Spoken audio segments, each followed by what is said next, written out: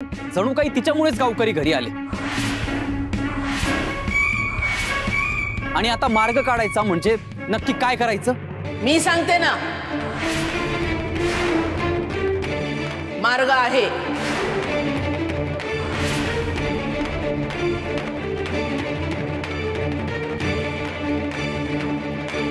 मागे पण दागिने खोटे निघाले तेव्हा हिला माहेरी दवंडी देऊन सगळ्यांची क्षमा मागायला सांगितली होती।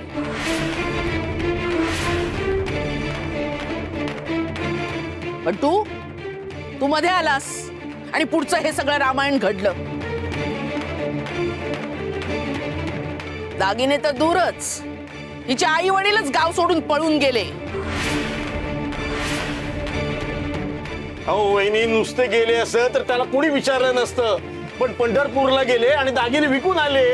तेच मी म्हणतेय, गावात आपली छितू होतीये की आपल्या व्यायांनी आपल्याला फसवलं।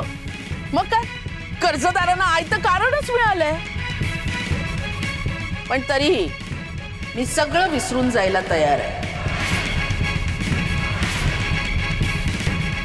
फक्त एक करायचं,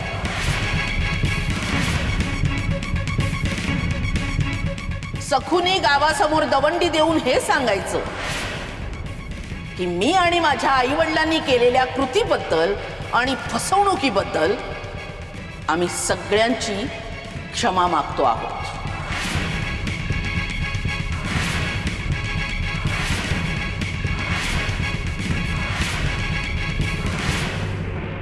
असं नका करू सासूबाई, गावासमोर मी खोटं कसं बोलू?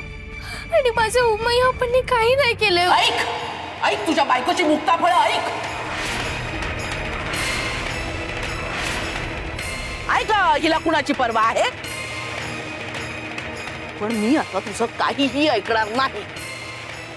फार ताटा दाखवलास ना तर होणाऱ्या परिणामांसाठी तयार राहा।